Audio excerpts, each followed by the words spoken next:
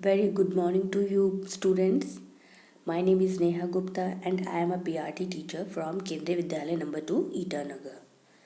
In the previous video, you have learned how to recite a poem Bird Talk. So, in this continuation, we are going to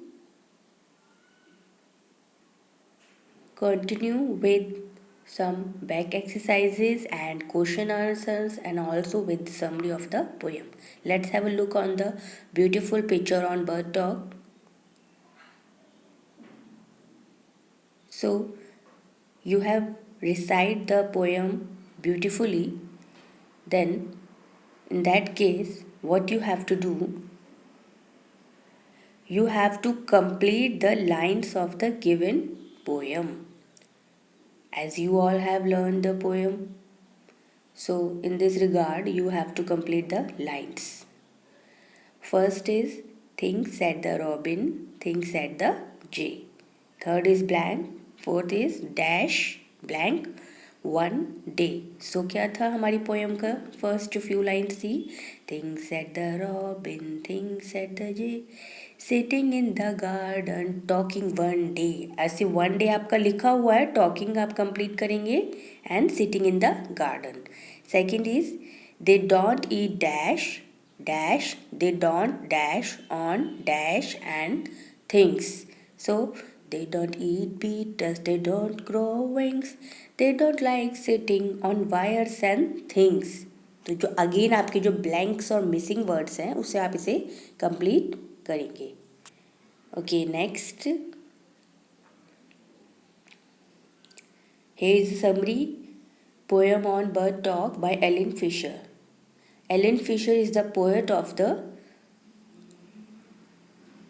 poem bird talk. So यहाँ पर एक short summary है जो हमको बता रही है कि पोएम में बेसिकली क्या हुआ था, जिसमें हमने बेसिकली इसकी राइमिंग की थी, रेसिटेशन हुआ था. सो जस्ट एक short summary to check or main grab the concept of the poem. So what are they talking about, like we have discussed earlier. So again have a look. Bird talk is basically a conversation between two birds sitting in the garden wherein they are discussing how they differ from human beings. They boast of the fact that they have feathers which humans do not possess. Besides, they also mention they have wings and like sitting on wires and things which humans are incapable of doing. So bird talk क्या basically conversation, एक talk है, बातचीत है two birds के बीच में. वो to birds कौन थे? Name them Robin and Jay. They both are sitting in a garden, जहाँ पे वो डिस्कस कर रहे थे, क्या बातचीत कर रहे थे, क्या सोच रहे थे कि हम ह्यूमन बींग से कितने डिफरेंट हैं इंसानों से. दे बोस्ट ऑफ द फैक्ट, वो किस फैक्ट की बात कर रहे हैं, किस सच की बात कर रहे हैं और किस चीज़ को बढ़ा चढ़ा कर बोल रहे हैं कि उनके पास फैदर्स है. दे हैव फैदर्स, बर्ड्स के पास फैदर्स है लेकिन ह्यूमन्स के पास नहीं है. बिसाइड्स, इसके साथ ही वो ये भी बोल रहे हैं कि हमारे पास विंग्स हैं and we can sit on wires and things, और हम वायर्स और थिंग्स पर भी बैठ सकते हैं लेकिन ह्यूमन बींग्स नहीं कर सकते. और इसके साथ ही having said that they feel that they enjoy more freedom than human beings as they fly away with their wings to any place they want to.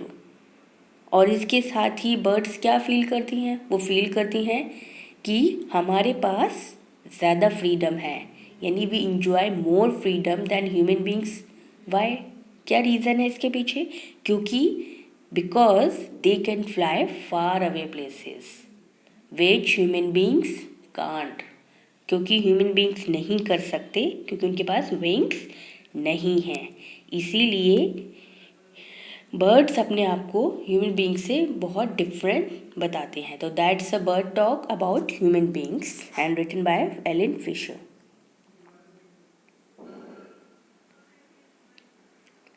This slide shows the parts of bird.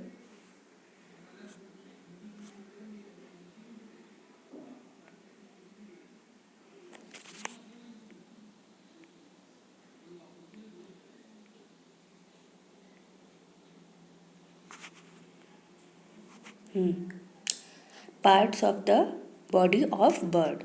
So again, uh, most of the body parts, as you are aware, that you and birds have both in common, like eyes. This is an eye, head, leg,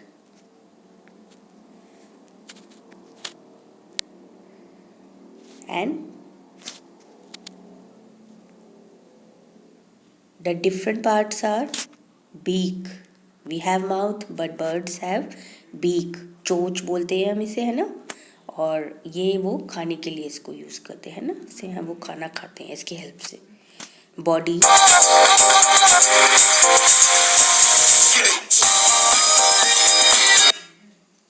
body, again body. ये जो आप main portion आप देख रहे हैं, this is the body part. Then body के लिए जो वर्ड्स यहाँ यूज़ करेंगे इन द नेक्स्ट स्लाइड, जब आप देखेंगे तो आपको पता चलेगा कि वो यहाँ पर ब्रेस्ट और चेस्ट वर्ड भी इसके लिए यूज़ कर रहे हैं. सो यू कैन राइट इधर ब्रेस्ट और chest, and you can also right the word body here. ये भी ठीक है, ठीक है. द फर्स्ट आप जो मेन देख रहे हैं, this is the main part of feather, पंख जिसे आप बोलते हैं. एंड विंग्स जो है, इसके जो छोटे छोटे जो पार्ट्स हैं जो इसको हेल्प करते हैं, वो ये होते हैं इसके wings. And the last one is tail. Tail, it helps to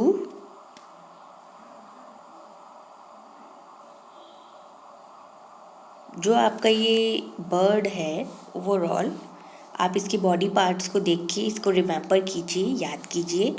then next slide में आप इसे क्या करेंगे, कंप्लीट करेंगे. कैसे? So let's have a look. What you have to do, you have to draw the part, you have to draw the complete bird and then write its part as provided in the blank or space. ठीक. So please have a look down, write the parts in the right place, and options are also given to you.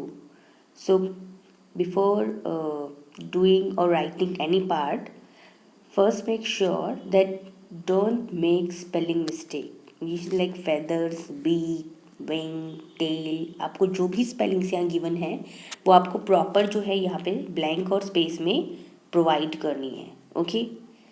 सो इसे आप complete करेंगे अपने homework में. Question answers, poem read हो गई हमारी, summary complete होगी. अब हम इसके क्वेश्चन आंसर्स पे ध्यान देंगे थोड़ा सा.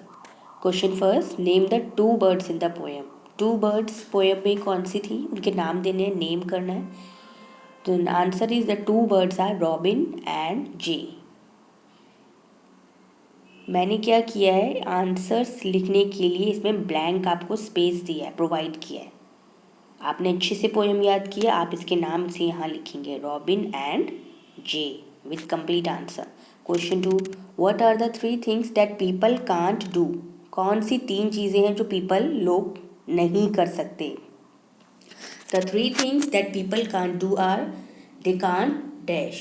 क्या नहीं कर सकते, they can't eat beetles, they can't grow wings, या they can't sit on wires and things, they can't get wings and feathers. तो आपको इसे कंप्लीट करना है. Then question 3, what do birds think of people. Birds लोगों के बारे में क्या सोचती है, मतलब क्या है उनके लिए इसके व्यू या थिंकिंग क्या है वो आपको बतानी है. Birds think that people are very dash, people are very funny. Last line जो हमने रीड की थी याद है, things at the robin, things at the Jay, aren't people funny to be that way.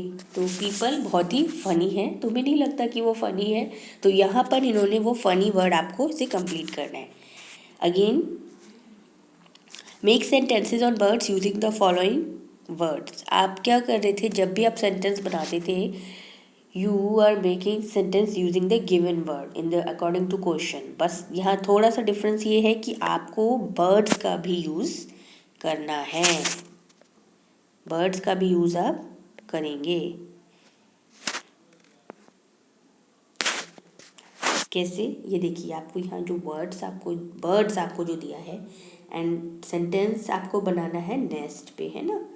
So every bird has its own nest, sentence जो है वो आप बर्ड्स पे फ्रेम करेंगे, बनाएंगे और यूजिंग द गिवन वर्ड। तो इसमें बर्ड वर्ड भी यूज़ हुआ है आपका और नेस्ट भी यूज़ हुआ है। तो every bird has its own nest. Same hair, water, drip, fly, sky, wings, इन सभी के लिए आप सेंटेंसेस बनाएंगे using given words and birds. ठीक। Rhyming words. Rhyming words which sound the same like grow, know, throw, day, bay, ray, think, blink, sing. So these are rhyming words, and you all have done beautifully as I have seen your previous work. So I think you can do it yourself. So complete it in your notebook and I will check it by tomorrow. I will check it by tomorrow. Submit your work by tomorrow. Thank you.